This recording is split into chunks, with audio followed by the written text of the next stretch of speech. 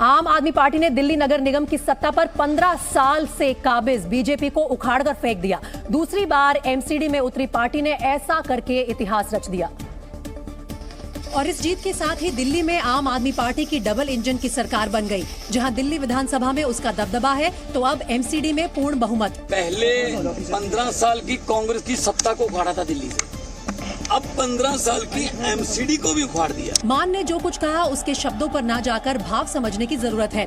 कभी दिल्ली की सत्ता के केंद्र में रही कांग्रेस का ऐसा हाल होता दिखा मानो उसका यहाँ की सियासत में कोई नाम लेवा भी ना बचे। कांग्रेस को किनारे लगाकर दिल्ली में आम आदमी पार्टी के इस दबदबे वाले नतीजे की कई वजह बताई जा रही हैं। सबसे बड़ी वजह दिल्ली में फ्री बिजली पानी रहा। बिजली की जिम्मेदारी दी दिल्ली के लोगों ने, उन्होंने बिजली मुफ्त कर दी, बिजली घर घर पहुंचा दी, बिजली 24 घंटे कर दी। इसके साथ ही साथ मुख्यमंत्री केजरीवाल का डबल इंजन वाला कार्ड भी रहा, जिससे वो दिल्ली मॉडल को और आगे ले जाने का वादा करते रहे। हालांकि केजरीवाल के मुफ्त के वादों पर बीजेपी का रुख आलोचना वाला रहा, लेकिन मुफ्त बिजली पानी के मुद्दे पर बीजेपी कभी भी आक्रामक नहीं हो पाई। ऐसे में बीजेपी ने आम आदमी पार्टी पर हमले के लिए नया मुद्दा तलाशा, जो बीजेपी को भ्रष्टाचार के रूप में मिला। और बीजेपी ने शराब नीति से लेकर सत्येंद्र जैन के हवाला मामले तक को उछालकर इसे मुद्दा बनाने की कोशिश भी की। ऐसे में बैकफुट पर आते दिख रहे अरविंद केजरीवाल ने इसकी काट कूड़े के पहाड़ में ढूंढ ली। इसे मुद्दा बनाने के लिए केजरीवाल गाजीपुर के लैंडफिल साइट पहुंच गए और इसे बीजेपी की सत्ता वाली नगर निगम की नाकामियों का पहाड़ बताया। हालांकि जीत के बाद पार्टी के बड़े नेता कूड़े के पहाड़ का नाम तो नहीं ले रहे, लेकिन साफ सफाई की बात करते दिखे। दिल्ली जिसको भारतीय जनता पार्टी ने कूड़ा कूड़ा कर दिया था, वो फिर से साफ होगी। किन मुद्दों के ऊपर दिल्ली की जनता ने वोट दिया? साफ सफाई। चूंकि चुनाव के अभी नतीजे ही आए हैं, इसलिए कूड़े के पहाड़ के मुद्दे को रातों रात खत्म नहीं किया जा सकता। कूड़े के पहाड़ जो बनते जा रहे थे उनको बंद किया जाएगा। आम आदमी पार्टी और मुख्यमंत्री केजरीवाल इस कूड़े के पहाड़ के जरिए दिल्ली की साफ सफाई को मुद्दा बनाने में कामयाब रहे और केजरीवाल की निगम के भ्रष्टाचार, कूड़े के पहाड़ और डबल इंजन की सरकार के दावों में ज्यादा दम दिखा। आम आदमी पार्टी ने 15 साल से एमसीडी में बैठी बीजेपी को उखाड़ फेंका, लेकिन बीजेपी ने इन चुनावों में केजरीवाल की पार्टी को तगड़ी टक्कर दी। यही वजह रही कि सत्ता गंवाकर विपक्ष में बैठने को मजबूर बीजेपी के कैंप में वैसी निराशा नहीं दिखी और कई उम्मीदवार जीत के बाद जश्न मनाते नजर आए। एमसीडी में सेंट्रल दिल्ली से चेयरमैन रहे और बीजेपी उम्मीदवार राजपाल सिंह श्रीनिवास पुरी से जीत दर्ज करते ही कालकाजी मंदिर पहुंच गए, जहां उन्होंने परिवार के साथ पूजा अर्चना की। मैं अपने क्षेत्र में 2 स्पोर्ट्स कॉम्प्लेक्स बनाए हैं, एक नंदन वन बनाया, 5 डिस्पेंसरी बनाई है, इंडिया का पहला कोविड वैक्सीन सेंटर बनाया। क्या बताए दिल्ली का मुख्यमंत्री कितने स्पोर्ट्स कॉम्प्लेक्स दिल्ली को दिए उन्होंने। चुनाव खत्म हो गया, लेकिन बीजेपी के नेता चुनावी अंदाज में ही दिखे, तो इसकी वजह है बीजेपी अभी से मिशन 2024 के लिए काम कर रही है और लोकसभा चुनावों से पहले एमसीडी चुनावों में बीजेपी ने आम आदमी पार्टी को जबरदस्त टक्कर दी और ये टक्कर इतनी जबरदस्त रही कि बीजेपी ने आम आदमी पार्टी के वोट बैंक में सेंध लगा डाली। आंकड़ों के मुताबिक एमसीडी चुनावों में आम आदमी पार्टी को 42.35% वोट मिले, जबकि बीजेपी को 39.23% वोट मिले। यही नहीं, कांग्रेस को भी 12.6% वोट मिले। अब अगर इसकी तुलना 2020 में हुए दिल्ली विधानसभा चुनावों से करें तो बीजेपी की खुशी की वजह समझ में आ जाती है। विधानसभा चुनावों में आम आदमी पार्टी को 53.57% वोट मिले थे, जबकि बीजेपी को 38.51% वोट मिले थे। कांग्रेस को 4.26% वोट मिले थे। ऐसे में अगर देखें तो बीजेपी के वोट में 0.72% की बढ़ोतरी हुई, जबकि आम आदमी पार्टी को 11.22% का घाटा हुआ। यानी बीजेपी अपने वोट बैंक के बने रहने और आम आदमी पार्टी के वोट बैंक में सेंधमारी से खुश है।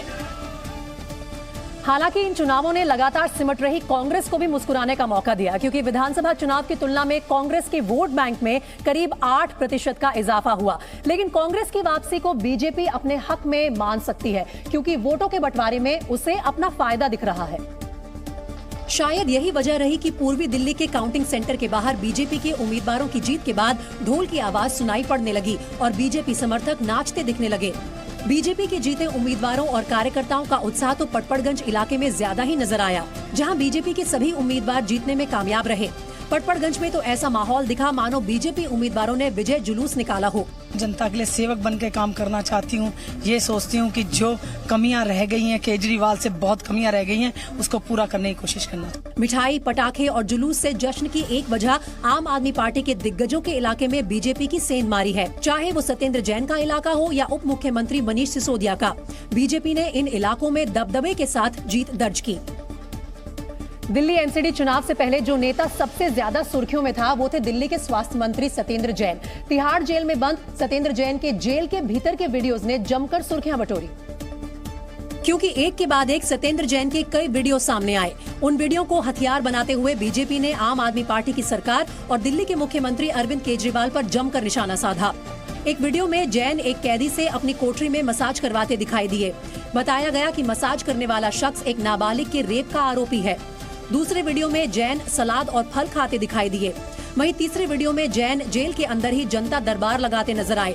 हालांकि इन सभी वीडियो को आम आदमी पार्टी ने बीजेपी का प्रोपेगेंडा बताते हुए खारिज करने की पूरी कोशिश की। और एमसीडी चुनाव से पहले चुनाव में पहली बार एक ट्रांसजेंडर उम्मीदवार को भी जीत मिली है। आम आदमी पार्टी की ट्रांसजेंडर उम्मीदवार बॉबी किन्नर ने सुल्तानपुरी वार्ड से जीतकर इतिहास रच दिया है। ये दिल्ली में पहली बार है जब किसी राजनीतिक दल ने किन्नर समुदाय से उम्मीदवार को टिकट दिया और उम्मीदवार की जीत हुई। आम आदमी पार्टी के कार्यकर्ताओं ने पार्टी के दिल्ली कार्यालय पहुंचकर जश्न मनाया। इस जश्न में नन्हे केजरीवाल भी शामिल हुए और देशभक्ति के गीतों पर जमकर डांस किया। एमसीडी में जीत का असर गुजरात तक दिखाई दिया। आम आदमी पार्टी के कार्यकर्ताओं ने गुजरात में भी जश्न मनाया। एमसीडी में जबरदस्त प्रदर्शन के बाद कल गुजरात में भी आम आदमी पार्टी जीत का दावा कर रही है। दक्षिणी दिल्ली से बीजेपी सांसद रमेश बिदूड़ी ने एमसीडी हार को सत्ता विरोधी लहर का असर बताया। उन्होंने कहा कि 15 साल से नगर निगम में रहने के चलते एंटी इनकम्बेंसी ने असर दिखाया है।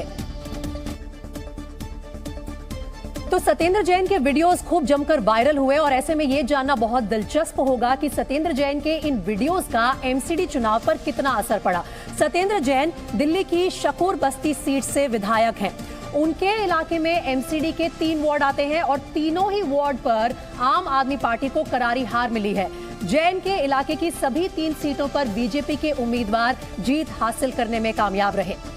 इसके अलावा सत्येंद्र जैन के अलावा दिल्ली के जिस मंत्री की चर्चा रही वो है डिप्टी सीएम मनीष सिसोदिया। शराब नीति में घोटाले के आरोप झेल रहे सिसोदिया लगातार बीजेपी के निशाने पर रहे और इसके चलते इस सियासी वार पलटवार के चलते मनीष सिसोदिया की विधानसभा क्षेत्र पर क्या असर रहा, आइए ये देख लेते हैं। मनीष सिसोदिया पूर्वी दिल्ली के पटपड़गंज से विधायक हैं। पटपड़गंज में एमसीडी के 4 वार्ड आते हैं और इनमें से 3 बीजेपी और 1 सीट आम आदमी पार्टी के खाते में गई है। और साथ ही केजरीवाल सरकार के परिवहन मंत्री कैलाश गहलोत नजफगढ़ सीट से विधायक है। एमसीडी चुनाव के नतीजे बता रहे हैं कि यहां आम आदमी पार्टी ने गहलोत के इलाके में अच्छा प्रदर्शन नहीं किया। नजफगढ़ में एमसीडी के 4 वार्ड आते हैं, इनमें 3 पर बीजेपी के उम्मीदवार जीते हैं जबकि आम आदमी पार्टी का खाता तक नहीं खुल पाया। वहीं 1 सीट निर्दलीय के खाते में गई है।